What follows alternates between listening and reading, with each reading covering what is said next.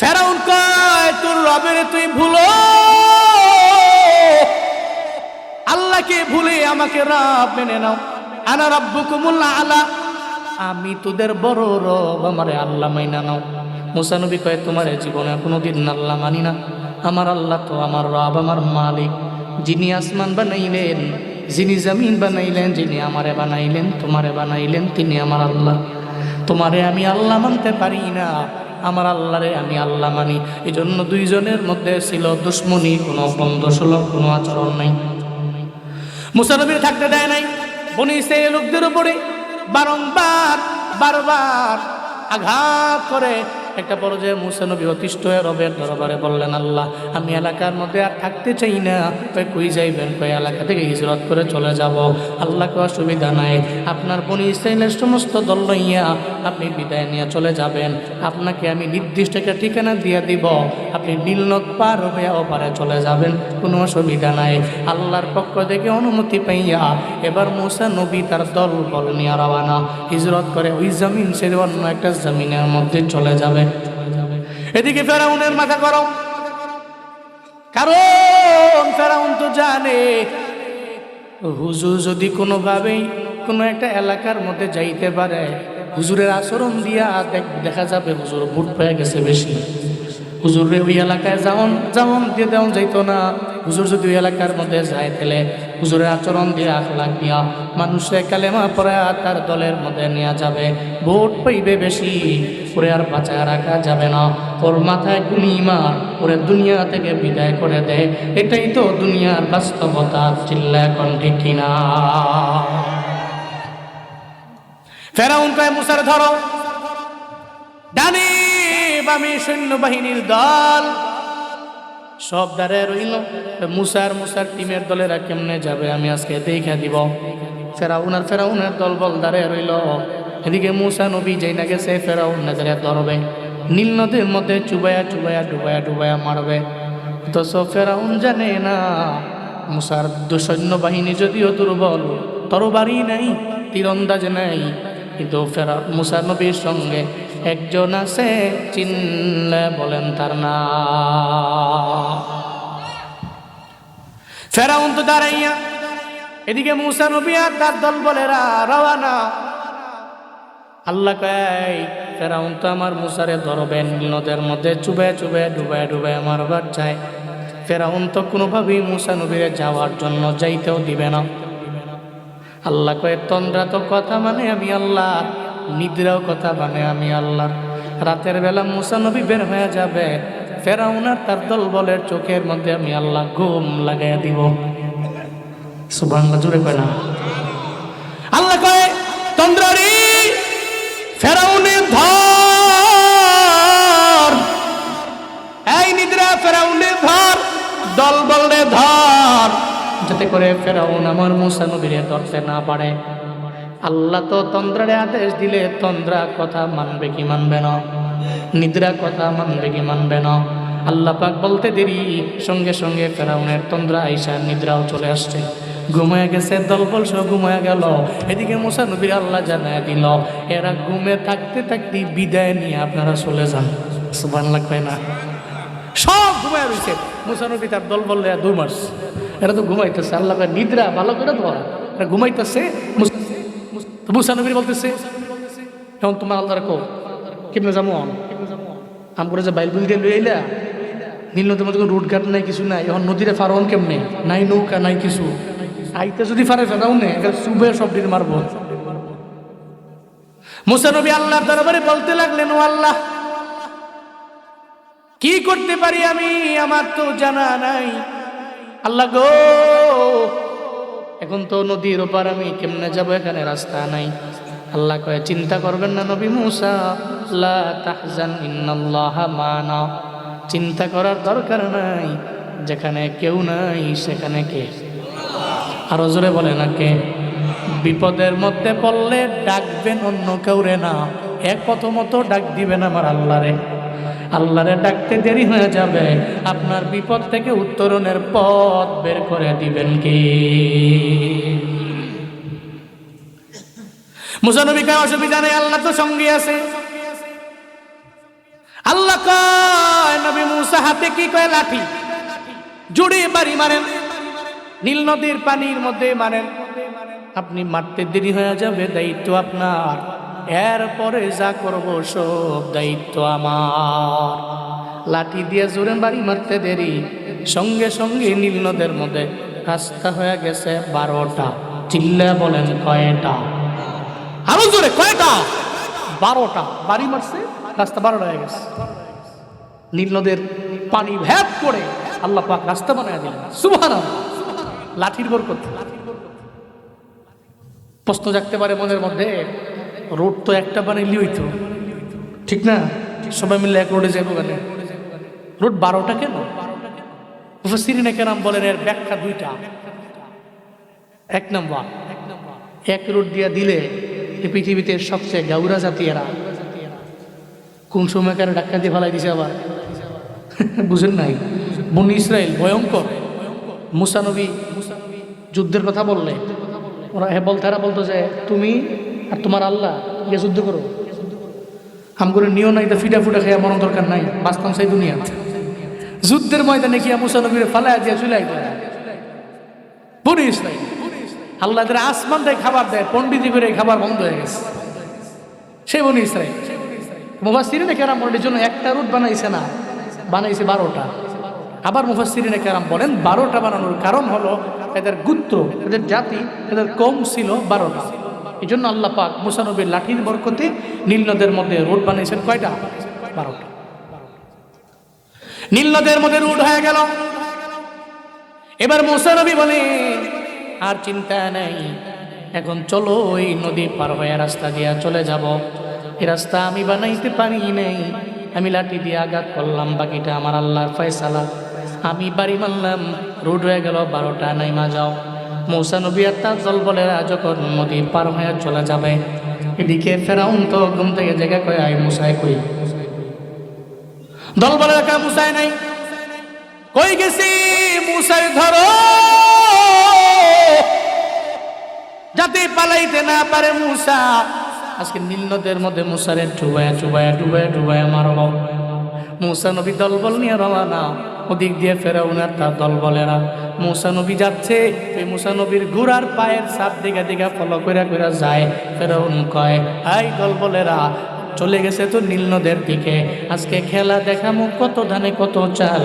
আজকে মুসারে নীল নদের মধ্যে চুবাইয়া মারব, কারণ মুসা তো চলে গেছে নীল নদের দিকে, সামনে পানি আর এদিক দিয়ে আমরা, পালানোর কোনো জায়গা নেই। আজকে ধরবো তো ধরলে মাইরাই তো ছাড়ব। মুসা এবং তার দলবলদের বনি ইসরাইলদের মেরেই ফেলব। চলো না। যখন ফেরাউন আর তার দলবল নিয়ে রওনা, নীল নদের বরাবর যায় দেখে নীল নদের মধ্যে মুসা নবীও নাই, মুসা নবীর কওমের লোকেরাও নাই। কি আছে? কি আছে? ফেরাউন তো অবাক হয়ে গেল। সারা জিন্দেগি লাগাইয়া যেদিক দিয়া নদীতে করেছি ভ্রমণ, আজকে এই পানির মধ্যে রুটকে বানাইছে রে। আবার মুসা কেমনে চলে গেছে, মাথায় তো নষ্ট হয়ে গেছে ফেরাউনের। কই রাস্তা দিয়া কেমনে পার হয়ে ওপার চলে গেল মুসা নবী। মনে মনে চিন্তা করে আজকে স্বাভাবিক কিছু হবে না, অস্বাভাবিক কিছু হয়ে যাবে। কারণ গতকালকেও যেখানে রাস্তা দেখি নেই, আজকে দেখি এখান দিয়ে রাস্তা হয়ে গেল। তাহলে কাহিনী একটা আছে, বুঝার বাকি নেই।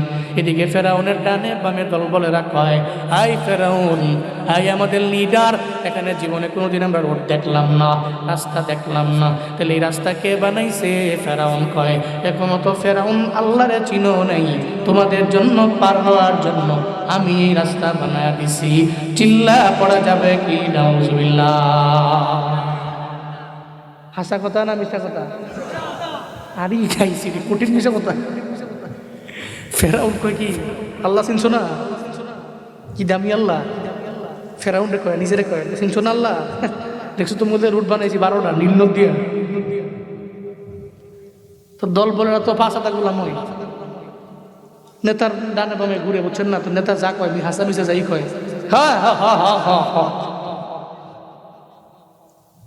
আমার দেশের লোকেরা যদি নিজের লিডারের ভুল ধরতে পারতো, নিজে যে পীরের মুরিদ উনি মনে করে সারা বিশ্বে যা আছে সব বন্ধ, আমার ডোরে নিজে যে দল করে উনি মনে করে আমার দল ছাড়া পৃথিবীতে যত দল আছে সব গুমরা, সব মাইরাল্লাহ তাআলা। খালি চিন্তার ভিতরে এটা এই একতান্ত্রিক যে মতবাদ আমি অন্তরে লালন করি, যেটাকে এক নায়কতন্ত্র বলে, এক মততন্ত্র বলে, এটা ভিতরে রেখা রেখা যে আমরা চলি, এই কারণে লিডারেরা সুযোগ পায়। ডানে বাম থেকে সে মিথ্যা বললেও তো তার সাফাই গাওয়ার মতো বহু লোক আছে। এই জন্য সে আজকে একটা বলে, কালকে দুইটা বলে, এরপরের দিন পাঁচটা বলে, এরপরের দিন দুর্নীতি করতে করতে করতে করতে বেগম পড়ায় গিয়া বান বানায়, ডে বাই ডে সে নষ্ট হয়ে যায়। কিন্তু আমার লিডার, সে তো ভুল করতে পারে, সে মানুষ না, মানুষ মাত্রই ভুল। সে ভুল করলে না নেতা আপনার এই কথা মানতে পারি না, যদি এটা বলতে পারতাম তাহলে দেশের লিডারেরা দুর্নীতিবাজ হতে পারত না। বলতে পারি না আপনার এই পাঁচাটি আর তো চা আছে, বন আছে, 500 টাকা আছে, বিরিয়ানি আছে, নিজেরই বেচালাইছি। এই যে এত সুন্দর একটা বডি বেচালাইছি, শেষ। মিয়া আপনার দাম কত জানেন? একটা গরু কেনার জন্য বাজারে গেছেন, গরু, এই গরুর দাম 1 লাখ টাকা। যে ক্রেতা বলে আমি তোমার 90 দিব। দেখো না এত মোটা তাজা গরু, তোমার চোখ নাই নি? 90 হইতো না, বুঝেন নাই? ডাক্তার দিয়া পরে বেটা বেচালে 95, বুঝছেন? একটা গরু চিন্তা ভাবনা কইরা টইরা 95,000 টাকা দিয়া কিনলাম তৈল।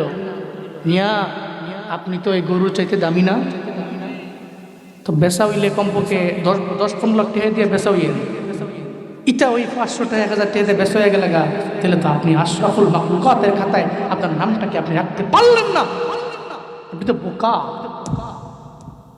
আল্লাহ আমাদের সবাইকে সঠিক বুঝদান করেন। আর হুজুরে বলে না আমিন, নিজের বুঝি বুঝ, কথা বলে না, কথা বলে না, নিজের বুঝাই যে আমাদের গ্রামে বলে নিজের বুঝে প্রয়োজনে ফকির হয়ে যাও গা। আরেকজনের বুদ্ধি ধনী না হওয়া দরকার, দরকার নেই ধনী হওয়া, নিজের বুঝে আমি ফকির নিয়ে গেলাম, অসুবিধা না, নিজের বুঝতো। এই জন্য নিজে কিছু বুঝছেন, আকল খাটাইয়েন, বিবেক খাটাইয়েন, পারবেন তো ইনশাআল্লাহ। আল্লাহ তৌফিক দান করেন, সকলে পড়েন আমিন। 5টা ফেরাউনের গোলামরা কয় যে এই লিডার, এই জন্যই আপনাকে তো নেতা মানি, আবার আল্লাহ তো মানি। আপনি যেটা কাম করছেন আমগুলিগা, নীল নদের মধ্যে রাস্তা বানাইছেন, তাও 12টা লাভ দিয়ে নেমে গেছে গা, রোডে লাভ দিয়ে নেমে গেছে। সবাই নামে কিন্তু ফেরাউন তো নামে না, সবাই নামে ফেরাউন নামে না। কারণ ফেরাউন তো জানে রে চাপার জুড়ে দুনিয়া চলে না। কিছু কিছু এলাকার মধ্যে চাপা মারলে মাইর খায় আসা লাগে, কোনো সময় চাপা মেরা চলা যায় না। মাঝে মাঝে এমন হয় একটা কথার কারণে ক্ষমতা সাইরা দিয়া পাগলের মতো চইলা যাওয়া লাগে রে। সব সাইরা টেরা দিয়া দেশ সাইরা অন্য দেশে চলে যাওয়া লাগে, ঠিক কিনা? ফেরাউন কয় পাগলামি সব জায়গায় চলে না, তোমরা নামো আমি নামবো না। ঘোড়ার মধ্যে দাঁড়াইয়া মনে মনে চিন্তা ভাবনা করে আজকে তো কোনো স্বাভাবিক ঘটনা হবে না, হয়ে যাবে এটাও অস্বাভাবিক। চিন্তায় পড়ে গেল, হায় হায় চিন্তায় পড়ে গেল। এবার ফেরাউন মনে মনে চিন্তা করে নামবো না, তারা নামুক গা, তারা মইরা যাক গা, আমি বাইচা গেলে হইল। আমার তো ব্যক্তিগত গাড়ি আছে, গাড়ি দিয়ে আমি দৌড় মারমো, ব্যক্তিগত ঘোরা লয়ে আমি দৌড় মারমো। এরা সব চিপায় বেড়া মইরা যাক, আমার ওইগুলা দেখার টাইম নাই। কিরে তাহলে যে গত 20 বছর লাগে আর তোর সঙ্গে আমি ঘুরলাম রে লিডার, তুই তো চইলা গেলি, কেন আমার নিয়ে গেলি না? তাহলে বোঝা গেল বিপদে পড়লে সবাই কয় চাচা নিজের প্রাণ আগে বাঁচা। ফেরাউন কয় তোরা নামো আমি নামবো না। ঘোড়ার মধ্যে দাঁড়িয়ে রইল। এই ব্রাহ্মণ খানার মুসলমান আমায় বলেন না, ঘোড়ার মধ্যে যে দাঁড়িয়ে রইল ফেরাউন নাম্বার চায় না। আমার আল্লাহ দেখে কি দেখে না? আল্লাহ কয় ফিরিস্তা তুমি নিজের আকৃতিতে যাইবা না, বরং ফেরাউন তো দাম বসে আছে, তার নিচে আছে একটা ঘোড়া, ঘোড়ার মধ্যে বসে আছে, নাম্বার চায় না। এই ফেরেস্তা তুমি একটা বেডি ঘোড়া সেই যা, সঙ্গে সঙ্গে বেড়ার ঘোড়ার কাছে চলে যাও, গিয়া 2টা ড্যান্স মারো। বেটা ঘোড়া যদি বেডি ঘোড়া দেখে মাথা তো ঠিক থাকবে না, নষ্ট হয়ে যাবে। কথা কোন ঠিক কিনা? স্বাভাবিক ব্যাপার। বেডি ঘোড়া যদি বেটা ঘোড়ার কাছে গিয়ে 2-3 লাখ টাকা দেয়, মাথা তো নষ্ট।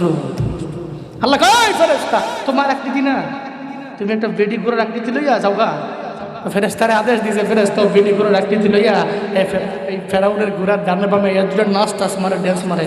ফেরাউন দেখে যে ঘোড়া আস্তে আস্তে মাথা নষ্ট হইতেছে, লাগাম যত টেনে ধরে দেখে লড়ে সরে রাখাইছে রে, কঠিন গরম। খেলাকার আরো জোরে কয় না, খেলাকার। আপনি যে জুয়ান পোলারে কন তুই খালি ভালো হয়ে যায়, ভালোই বুকে মনে এত ইয়াং, রক্ত গরম, ওর মাথা নষ্ট। আল্লাহ পাক বলছেন পুরুষের জন্য সুশোভিত করা হয়েছে এক নাম্বার মহিলা। মহিলা দেখলে আকর্ষণ তার হবেই, এটা ন্যাচারাল, স্বাভাবিক ব্যাপার। এই জন্য তো মা বোনদের গেলে বলি, বারবার আবদার করি, আপনি পর্দা মেনটেন করে চলেন। এই যে ইয়াং যারা আছে জিজ্ঞেস করেন, এখানে ইয়াং যারা আছে বখাটে, সমাজের সবচেয়ে বখাটে ছেলে যেটা, মহিলা মাদ্রাসার একটা মেয়ে সুন্দর করে হিজাব মেনটেন করে, নিকাব মেনটেন করে, বোরকা পরে, সে কেমন এটাই বোঝা যায় না। যদি রিয়েল বোরকা পইরা সে যদি হাইটা যায়, আল্লাহর কসম করে শতবার বলতে পারি, আমার ইয়াং বখাটে ছেলেটাও ওই মহিলা মাদ্রাসার মেয়েকে দেখলে সেলুট দিয়ে রেসপেক্ট করে, তাকে প্রোটেক্ট দিয়ে এরপরে তাকে বাড়ি পর্যন্ত পৌঁছায়। কিন্তু যে যদি দেখে যে হেতার গাও যে গেঞ্জি, মাইয়ার গাও এই গেঞ্জি, হেতে যে ফ্যানটা পড়ছে মাইয়াও সেই ফ্যান পড়ছে, এত করে মাথা গরম,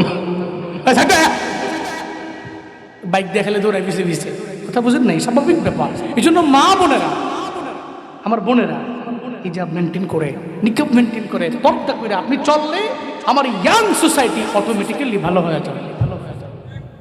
আমার বেয়াই বসে, বেয়াই আতাউল্লাহ বিন মুসলিম, সুন্দর আলোচনা ইউটিউবে।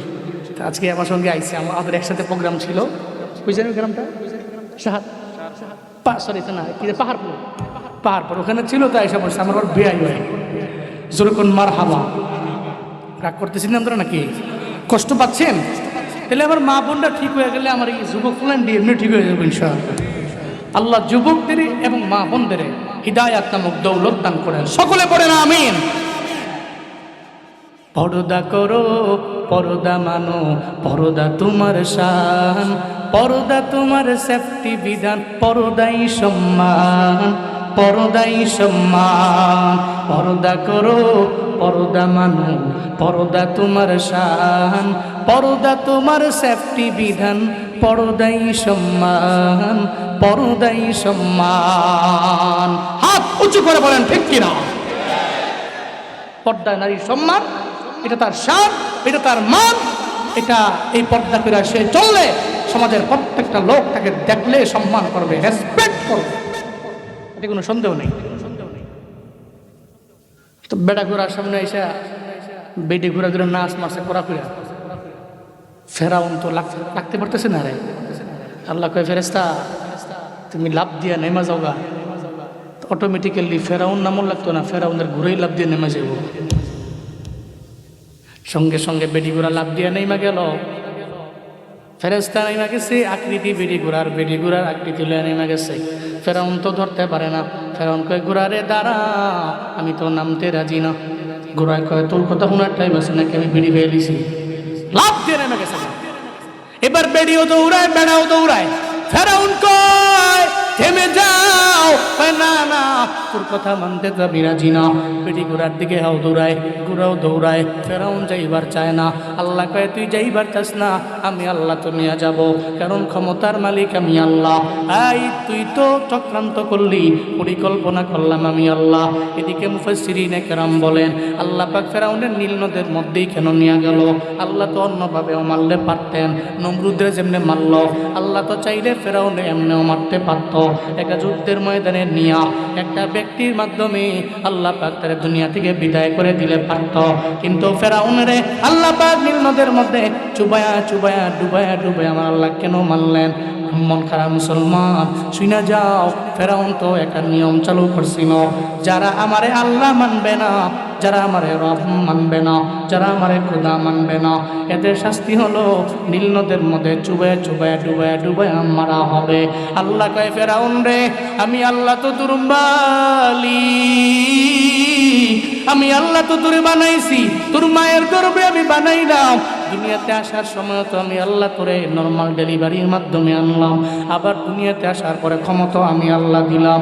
তুই তো দুনিয়ার মানুষে বলো আনা রব্বুকুমুল আলা, মূলত আমি তো তোর রব, আমি তোর মালিক, আমি তোর খালিক। তোরে যে আল্লাহ মানে না, ওর শাস্তি হলো নীল নদের মধ্যে চুবায়া মারা। তুই করতি চক্রান্ত, আমি আল্লাহ পরিকল্পনা করলাম। তুই যেই মানুষগুলোরে নীল নদের মধ্যে চুবায়া চুবায়া ডুবায়া ডুবায়া মারলি রে ফেরাউন, আমি আল্লাহ তোর করা আইন দিয়া আমি আল্লাহ তোরই তো নীল নদের মধ্যে চুবায়া ডুবায়া মারলাম। চিল্লা বলেন এই খেলা কার? আল্লাহ নাম বলতে কষ্ট হয়, চিল্লা বলেন কে? এই খেলা খেলেছেন কে? ওয়া মাকারু ওয়া মাকারাল্লাহ ওয়াল্লাহু খায়রুল মাকিরিন।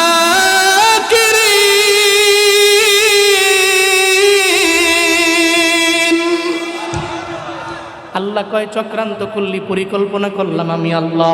এই ফেরাউন তো দৌড়ায়, কিন্তু ফেরাউন দৌড়ায় না, ফেরাউনের ঘোড়া দৌড়ায়। সামনে তো বেড়ি ঘোড়াও আছে, বেটা ঘোড়ায় দৌড়ায়। একটা বজে আল্লাহ কয় ফেরিস্তা আর যাওয়া লাগবে না, হায় না, যা হয়েছে হয়ে গেছে। এখন তো নীল নদের মাঝেই চলে আইছে। আল্লাহ বলতে দেরি, বেড়ি ঘোড়া সঙ্গে সঙ্গে ফেরেস্তা হইয়া উড়াল দিয়া চলে গেছে মাওলার দরবারে। ফেরাউন কয় কেমন রইল কি? এখন তো সামনে বেড়ি ঘোড়াও দেখা যায় না, আমি তো ঘোড়ার উপরের মধ্যেই বসে রইলাম। এমন হালাতে এবার ফেরাউন কয় দেখছো নি আমার কি পাওয়ার?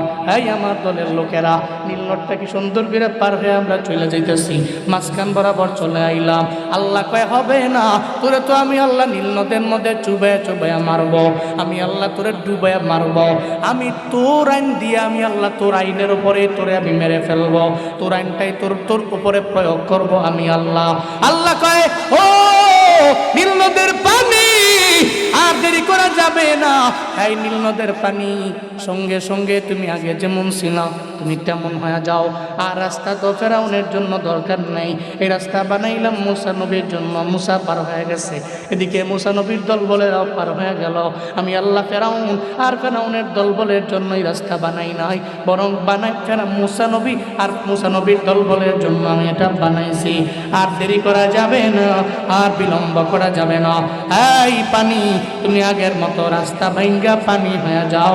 বলেন না রে বাবা, পানি কথা মানে কার? আল্লাহ বলতে দেরি, সঙ্গে সঙ্গে নীল নদের মধ্যে সুবায়া সুবায়া ডুবায়া ডুবায়া মরে। আর ফেরাউন আল্লাহ মাফ করে দেন। আল্লাহ কই হবে না, টাইম শেষ। হ্যাঁ টাইম শেষ, সময় ওভার হয়ে গেলে হবে না। আমাকে আগে হুজুর বারবার কইছে না 10:30টার পরে হুজুর আইলে টাইম ওভার হয়ে যাব, সেটাতে দোয়া করে দিব। আমি তো শুনতেছি কইতাছি হুজুর কুটিম ডাক হয়ে গেছে, 10:30টার পরে লেগে দোয়া দিলাম ডাইরেক্ট মানে। হ্যাঁ টাইম ওভার হয়ে গেলে ফেরাউন যাই বলে কাজ তো নাই। আল্লাহকে সুযোগ ছিল, তোমার জিন্দেগিতে সুযোগ ছিল, কিন্তু তুমি রবকে মারো না। এখন তো মরে যেতেছো, ডরে না কর, এটা ডরে করোনার ডরে না তুমি নামাজে যাও, আল্লাহরে ভয় পাও। করোনা চলে গেছে, নামাজেও যায় না, আল্লাহরও ডরায় না। কথা কোন ঠিক কিনা বলেন? করোনার সময় যায় হুজুরে ধমকায়, উঠে নামাজ পড়েন হুজুর রে। হারা জিন্দিগি লাগে হুজুরে নামাজ পড়ে আইতাছে, এবারে ধমকে ধমকে কি তালা মারছে? মসজিদ তালা মারো। হুজুরে যে ধমক দিয়া একটারে হুজুরের দিকে লইয়া ধইরা নিয়া কইতেছে খুলেন।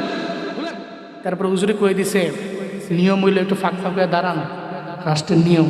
এবারে এরকম একটা ধমক দিছে হুজুরে, মসজিদ করো না, না নামাজ পড়তে পাইছি না, এক লোকে দাঁড়াও গয়া গয়া। হুজুরে তো মনে মনে কয় জীবনে হেরে মসজিদও দেখলাম না। আরে সুবহানাল্লাহ, আল্লাহ কি কোনো হেদায়েত টেদায়েত দিয়ে দিল নাকি? তো হুজুরে আল্লাহর কাছে দোয়া করছে, আরে মাশাআল্লাহ, আল্লাহ একটা নতুন মুসল্লি খুঁজে পাইলাম, ফজরও পামো, যাবো জোরও পামো, আসরেও পামো, মাগরিবে পারমো, এশাও পামো। হুজুরে মনে মনে কয় এরকম তুমি মরণ পর্যন্ত থাইকো, তেলে না আলহামদুলিল্লাহ ভালো।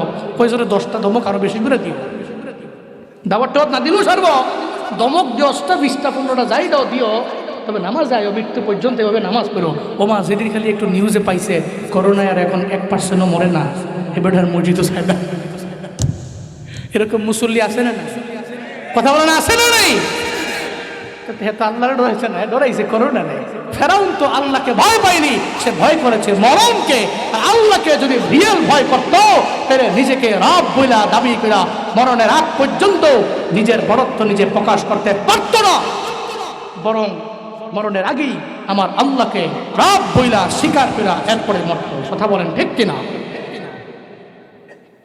আব্দুল্লাহ ইবনে আব্বাস রাদিয়াল্লাহু আনহু বলে, এই যে ফেরাউন নীল নদের মধ্যে চুবায়া চুবায়া ডুবায়া ডুবায়া যে এই যে আল্লাহ পাক মেরে ফেললেন, এই যে রাস্তা হইছে না, এই রাস্তা তো এর আগেও পৃথিবীতে ওই রাস্তা তখন ছিল না। শর্ট টাইমের জন্য মুসানবীর দলবল পার হওয়ার জন্য লাঠির মাধ্যমে আল্লাহ পাকের রাস্তা বানাইছেন, চলে গেছে মুসানবী আর তার দলবলের লোকেরা। এরপরে তো আল্লাহ পাক বলছে, রাস্তা তুমি আবার আগের পানির মতো হয়ে যাও। আব্দুল্লাহ ইবনে আব্বাস কয়, ওই যে নদীর তলদেশে রাস্তা হওয়ার কারণে জীবনে একদিন সূর্যের আলো ওখানে পৌঁছেছে। রাস্তা হওয়ার পরে রাস্তাটা যখন পানি দিয়ে আবার পানির আগের মতো তরল সব হয়ে গেছে, কিয়ামত পর্যন্ত আর যেই জায়গায় সূর্যের আলো গেছে একবার, ওই জায়গায় কিয়ামত পর্যন্ত আর কোনোদিন রাস্তাও হবে না, সূর্যের আলো যাবে না। বলো না আমার কথা সত্য না মিথ্যা? ইহুদি কয়, তুমি কোরআন থেকে সত্যই বলেছ। চিল্লায় পড়া যাবে কি আল্লাহু আকবার? এবার 2 নম্বর প্রশ্নের জবাব নিয়ে যাও। যমজ 2 ছেলে মায়ের গর্ভ থেকে আসলো, আবার দুনিয়া থেকে বিদায় নিয়ে চইলা গেল, কিন্তু 2 জনের মাঝে বয়সের ডিফারেন্স হয়ে গেল 100 বছর। এটাও কোরআন থেকে বলার জন্য। এবার আব্দুল্লাহ ইবনে আব্বাস কয়, ইহুদি রে, এটা হইল হযরতে উযাইর আলাইহিস সালামের কাহিনী। উযাইর আলাইহিস সালাম কার নবী? আল্লাহর একজন পয়গম্বর।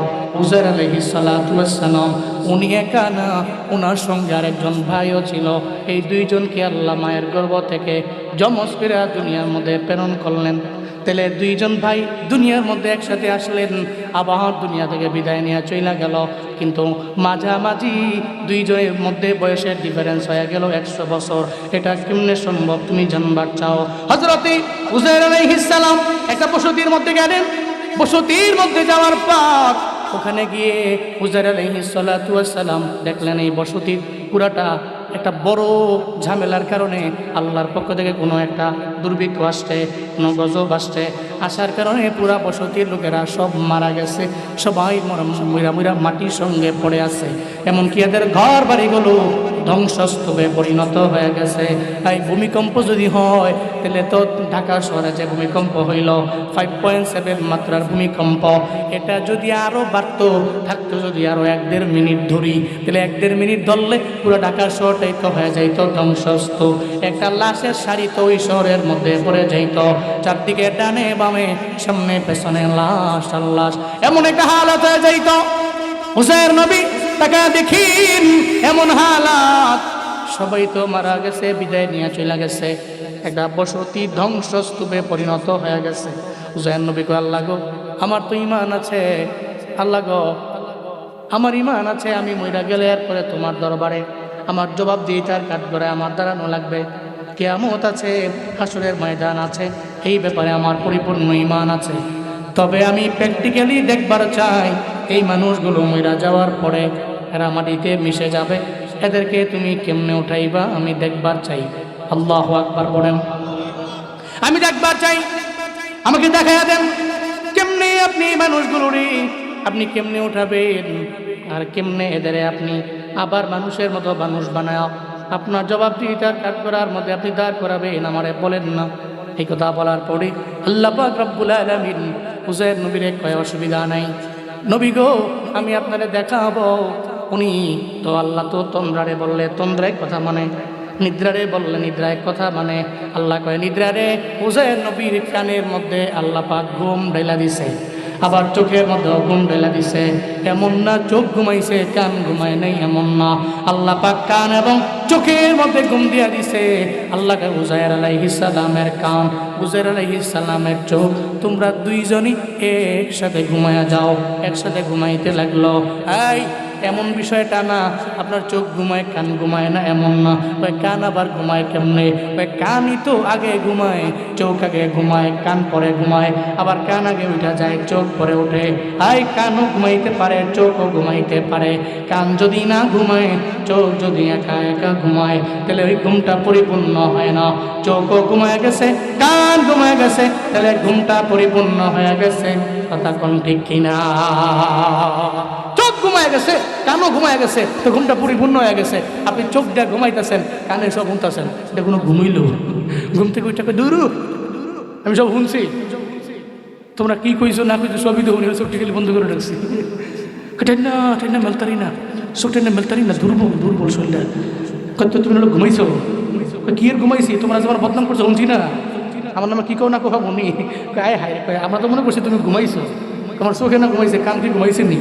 কান তো হজা কি আছে, এই জন্য ঘুমটা পরিপূর্ণ হয় নাই। যখন কানও ঘুমায় গেছে, চোখও ঘুমায় গেছে, তো ঘুমটা কামেল হয়ে গেছে। সুবহানাল্লাহ পড়বেন না? মাঝে মাঝে লম্বা সফরে উত্তরবঙ্গে একটা জায়গার নাম আছে হাটিকুমরুল গুলচক্কর, সিরাজগঞ্জ রোড, সোজা গেলে বনপাড়া, বামে গেলে পাবনা, ডানে গেলে বগুড়া। এটা সব মুখস্থ।